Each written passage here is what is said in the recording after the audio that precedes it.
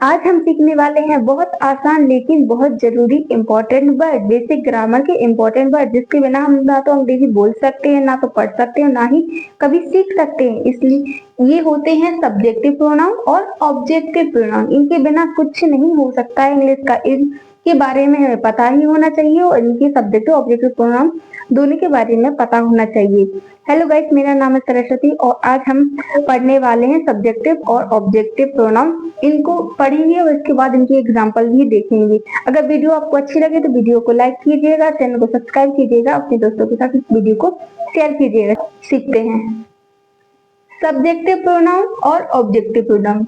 आई का subjective pronoun, आई एक subjective pronoun है जिसका ऑब्जेक्टिव प्रोनाउन है मी, जिसका मतलब होता है मुझे या फिर मुझसे।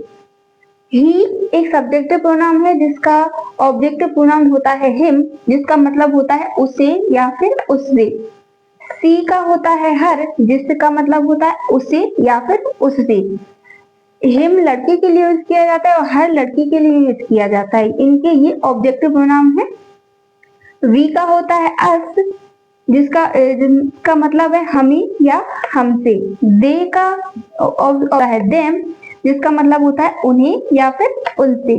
यू का ऑब्जेक्टिव और सब्जेक्टिव प्रोनाउन दोनों एक जैसे होते हैं और इसका मतलब होता है तुम, तुमको, तुमसे या फिर आपसे।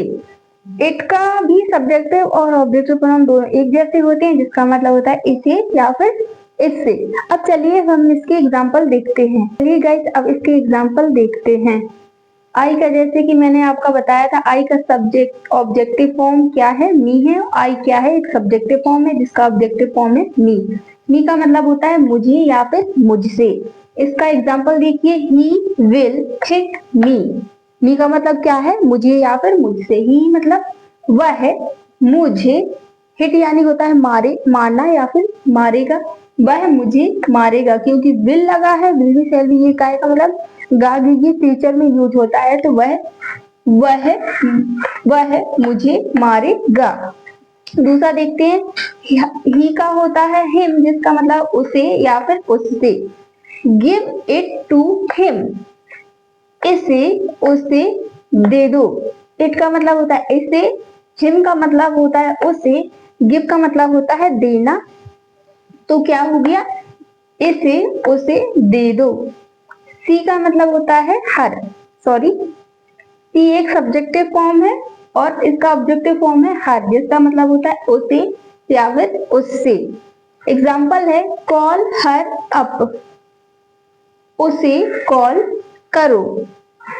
अगला है, वी का ऑब्जेक्टिव फॉर्म है अस, इसका मतलब होता है हमें या फिर हमसे। सी विल कॉल अस, इसका मतलब है वह हमें बुलाएगा। क्या करेगा? वह हमें बुलाएगा, क्योंकि विल लगा है तो बुलाएगा। दे का मतलब होता है, दे का होता है और देम, उन्हें या उनसे।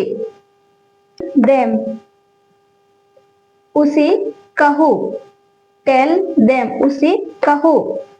इट का ऑब्जेक्टिव फॉर्म इट ही होता है, जिसका मतलब होता है इसे या इससे। सी लाइक इट, वह इसे पसंद करती है। क्या करती है? वह इसे पसंद करती है। यू का ऑब्जेक्टिव फॉर्म यू ही होता है, इट का ऑब्जेक्टिव फॉर्म इट ही होता है। सब्जेक्टिव और ऑब्जेक्टिव फॉर्म एक जैसे होते हैं, सब्जेक्टिव और ऑब्जेक्टिव फॉर्म एक जैसे है, मैं बहुत बार आपको बता रही हूँ, ठीक है। तुम, यू का मतलब क्या होता है? तुम्हें, तुमको, तुमसे या फिर आपसे। ही लव यू, वह तुमसे, लव यानी होता है प्यार, वह तुमसे प्यार करती है। अगर आपको ये वीडियो अच्छी लगे तो वीडियो को लाइक कीजिएगा, अपने दोस्तों के साथ इस वीडियो को शेयर कीजिएगा। और एक इम्पॉर्टेंट वर्ड, बेसिक ग्रामर की या बेसिक वर्ड की मेरी ये सीरीज चल रही है, जिसमें आपको बेसिक ग्रामर, बेसिक वर्ड मैंने पढ़ा दिए हैं 2 क्लास में, तो आप इन बेसिक वर्ड को सीख लीजिए, इसके बाद ही आप टेंस सीखिएगा। अगर आपको ये वर्ड ही नहीं आएंगे तो आप टेंस कैसे बनाएंगे?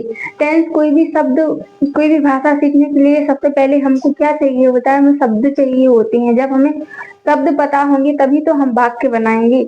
तो आप पहले ये वाक्य सीखिए, फिर उसके बाद आप टेंस सीखिए। डायरेक्ट टेंस सीखेंगे तो बिल्कुल नहीं बनेगा। ओके।